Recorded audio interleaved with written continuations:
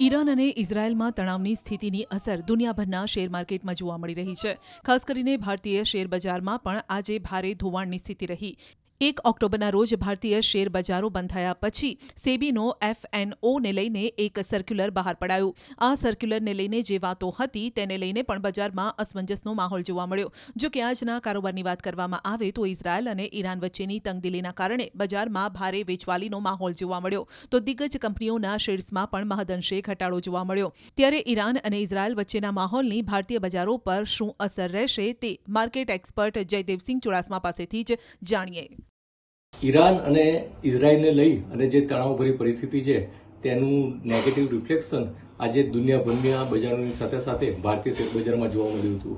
ખાસ કરીને જોવા જઈએ તો છેલ્લા 3-4 સપ્તાહ દરમિયાન મિડલ ઇસ્ટ કન્ટ્રીઓમાં જે રીતની પરિસ્થિતિ ઊભી થઈ છે તેને લઈ અને દુનિયાભરના બજારોમાં એક અનિશ્ચિતતાનો માહોલ જોવા મળી રહ્યો છે અને તેનું જ આજે એક નેગેટિવ રિફ્લેક્શન ભારતીય શેર બજારમાં જોવા મળ્યું અને તેને લઈ સેન્સેક્સ, નિફ્ટી અને બેંક નિફ્ટીમાં ભારે ધોવાણ થતું જોવા મળ્યું હતું અને આ એક વૈશ્વિક કારણ ગણી શકાય.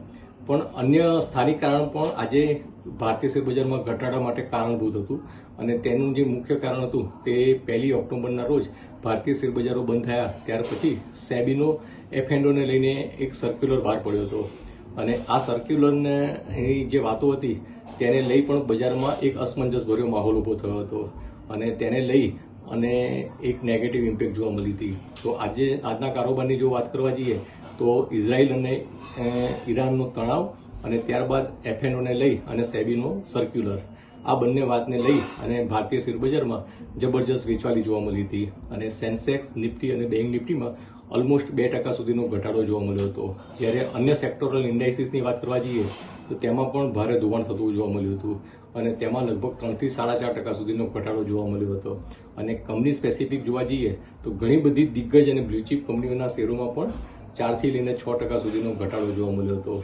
તો હું કહીશ કે આજનો જે કારોબાર હતો તેમાં રોકાણકારોની સારી એવી સંપત્તિનું ધોવાણ થયું છે. પણ હું રોકાણકાર મિત્રોને કહીશ કે હાલનો જે ઘટાડો છે તેનાથી ચિંતિત થવાની બિલકુલ જરૂર નથી. ભારતીય અર્થવ્યવસ્થાના જે બેઝિક ફંડામેન્ટલ છે તે ખૂબ જ ઇન્ટેક્ટ છે. ખાસ કરીને આંકડાકીય દ્રષ્ટિકોણથી જોવા જઈએ તો જીએસટી કલેક્શનના આંકડા, ઓટો સેલ્સના આંકડા અને હાલમાં જ ત્રિમાસિક ગાળાના જે પરિણામ આવી રહ્યા છે તે પણ માર્કેટની અપેક્ષા કરતાં સારા આવી રહ્યા છે.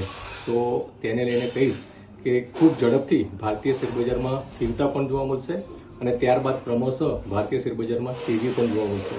તો તેને લઈને કહીશ કે રોકાણકારોએ અત્યારે ગભરાટ ભરી વેચવાલી કરવાની બિલકુલ જરૂર નથી અને તેમને સ્થિર બેસી રહેવાની જરૂર છે અને અનુકૂળતા હોય તો સારી ક્વોલિટી કંપનીઓને આઈડેન્ટિફાઈ કરી અને જ્યારે આવા ઘટાડા આવે તો તેને અવસરના રૂપમાં લઈ અને ધીમે ધીમે તેમાં રોકાણ કરતા રહેવું જોઈએ.